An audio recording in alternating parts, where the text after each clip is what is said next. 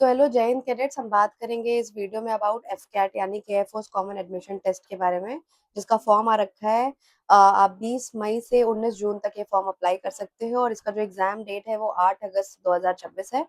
तो पिछले वीडियो मैंने बात किया था कि आखिर किस किस सेक्शन में वैकेंसी आ रखी है और कौन से लोग अप्लाई कर सकते हैं। अब हम एग्जैक्टली इसका एलिजिबिलिटी क्राइटेरिया देखेंगे, एजुकेशनल क्वालिफिकेशन, कि अगर आपके पास कौन सी डिग्री है तो आप इसको अप्लाई कर सकते हो। तो पहला जो है वो है फ्लाइंग ब्रांच। फ्लाइंग ब्रांच में अप्लाई करने के लिए आपके पास 10+2 होना चाहिए एटलीस्ट। फिजिक्स और मैथमेटिक्स आपके ये दोनों सब्जेक्ट होने चाहिए 10+2 में, और इसके साथ साथ अगर आपने ग्रेजुएशन किया होना चाहिए किसी भी स्ट्रीम में।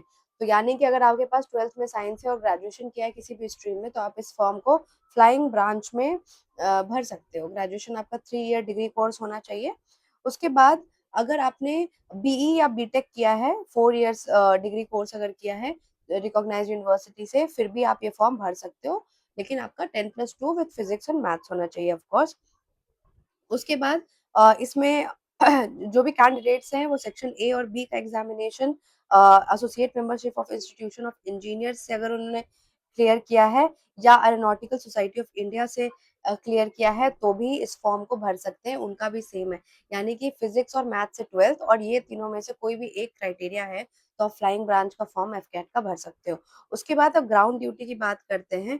इसमें भी जो है वो फिजिक्स और मैथ से आपको 10+2 किया होना चाहिए, और इसमें एमएससी इलेक्ट्रॉनिक्स या फिर बीएससी फिजिक्स या फिर मिनिमम 4 ईयर डिग्री ग्रेजुएशन या पोस्ट ग्रेजुएशन होना चाहिए इंजीनियरिंग टेक्नोलॉजी या फिर किसी क्वालिफिकेशन इन इंजीनियरिंग टेक्नोलॉजी किसी भी रिकॉग्नाइज्ड यूनिवर्सिटी से।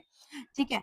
और इसमें भी वही है, सेम है। सेक्शन ए एंड बी का एग्जाम अगर आपने क्लियर किया है एरोनॉटिकल सोसाइटी से या फिर graduate membership examination of the Institution of Electronics and Telecommunication Engineers by actual studies in the following discipline। उसमें कुछ डिसिप्लिन दिए हुए हैं जैसे advance computer application, artificial intelligence and data science.